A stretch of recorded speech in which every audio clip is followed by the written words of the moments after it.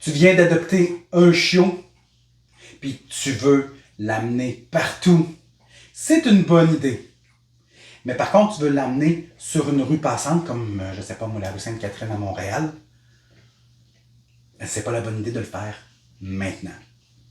Dans la vidéo, tu vas découvrir ce qu'il faut faire pour bien socialiser son chiot dans les lieux publics. Je m'appelle Sébastien Beaupré, je suis intervenant en comportement canin. Savais-tu qu'un chien qui est stressé, qui a peur ou qui est anxieux va développer beaucoup plus de problèmes de comportement que la plupart des autres chiens? Rendre les chiens heureux, c'est ma passion.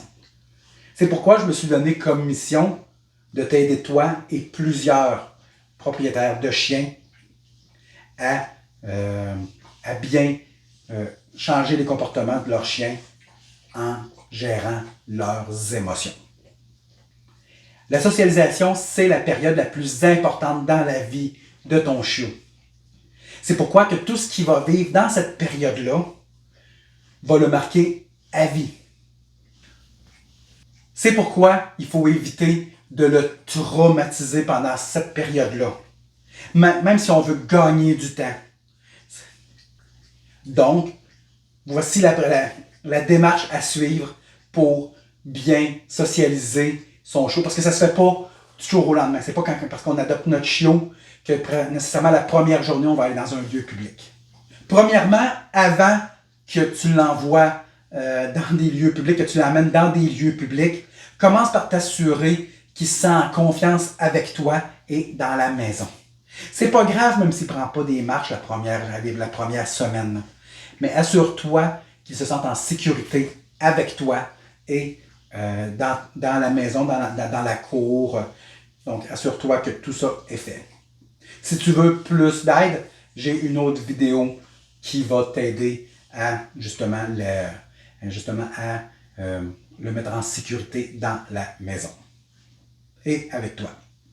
Bon, une fois qu'il est en confiance avec toi et dans la maison, dans son environnement immédiat, tu peux commencer à l'amener dans les lieux publics, mais commence par des lieux qui ne sont pas trop achalandés.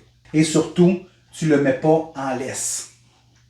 Pourquoi? Parce que s'il arrive quelque chose, un traumatisme, ça risque qu'il associe ça aussi au fait qu'il est en laisse. Donc, ce que je te conseille, c'est soit de le prendre dans tes bras. Il y a des porte-bébés que tu peux utiliser pour le mettre sur toi, ou en poussette. Ça a l'air niaiseux, mais oui, une poussette. On peut le promener dans des lieux publics en une poussette, avec une poussette. Observe ton chiot. Si tu vois que tu es dans un lieu public et qu'il ne se sent pas à l'aise, son premier réflexe, c'est de vouloir se faire rassurer par toi. Donc, regarde, si tu vois qu'il ne se sent pas à l'aise, rassure-le. Donc, s'il se sent rassuré, il va pouvoir faire face à ce qui arrive de façon beaucoup plus calme et beaucoup plus en confiance. Aussi, laisse-le assimiler ce qui l'entoure, ce qu'il est en train de vivre. Fais-le qu'il le fasse de lui-même. Ça se peut qu'il jappe. C'est un réflexe tout à fait normal. Surtout, on ne le punit pas s'il jappe, c'est qu'il est en train d'assimiler. Donc, si on le punit parce qu'il jappe, parce qu'il est en train d'assimiler, tu es en train de lui confirmer que la menace est réelle. Donc, ça va créer en lui, OK, il faut que j'aie peur parce que mon humain il est fâché aussi. Il faut le laisser expérimenter de lui-même. Il essaie des choses. Donc, le fait de japper, c'est qu'il essaie de voir si la menace va s'en aller en jappant. Ça s'appelle le syndrome du livreur Amazon. J'en parlerai éventuellement. Laisse-le faire ses expériences. Il va être beaucoup plus en confiance et il va avoir beaucoup plus d'assurance dans la vie s'il sait qu'il se sent en sécurité et qu'il a confiance en lui. S'il a fait ses expériences de lui-même plutôt que nous, qu'on lui impose ses expériences. Ensuite, aller dans plusieurs endroits différents. Si par exemple, il y a des magasins, il existe plein de magasins qui acceptent les chiens. J'en ai vu plein sur des groupes Facebook où justement, ils parlent d'amener son chien partout.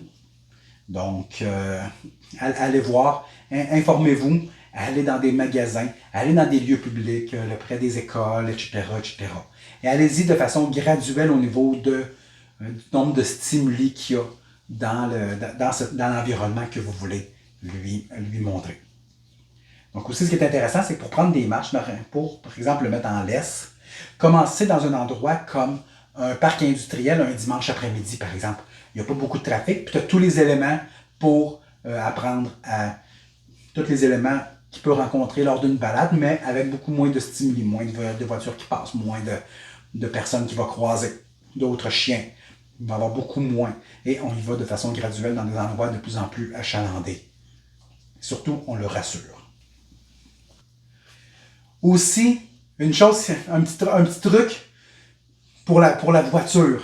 Comment désensibiliser, ou plutôt que ton chiot adore les tours de voiture.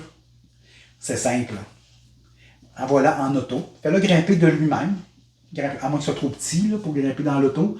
Mais s'il est capable de grimper de lui-même dans l'auto, laisse-le grimper de lui-même dans l'auto. Attends qu'il y aille de lui-même. Pas besoin d'avoir des gâteries à tous les 2-3 pouces pour pouvoir le faire monter de façon graduelle. À un moment donné, il va monter de lui-même pour explorer ce que j'expliquais tantôt. Sinon, s'il est trop petit, prenez-le, mettez-le sur le siège. Surtout, assurez-vous qu'il est en sécurité physique sur le siège arrière du véhicule. Pas sur le siège avant. Sur le siège arrière. Une fois que c'est fait, partez. Mais allez à une destination où il va se faire du fun. Comme par exemple, aller prendre une balade en forêt. Donc, vous prenez le véhicule, vous arrivez près du sentier et vous l'amenez en balade. Donc, c'est agréable. Parce que ce qui va arriver, c'est que si vous prenez l'auto, vous l'amenez en auto juste pour aller chez le vétérinaire, ça se peut qu'ils se disent « Oh non, non, non, non ». Il va développer une certaine peur parce qu'il n'y aura pas de quoi le fun au bout. Il va associer l'auto à quelque chose de pas le fun. Alors, il faut l'emmener dans des endroits qui sont agréables.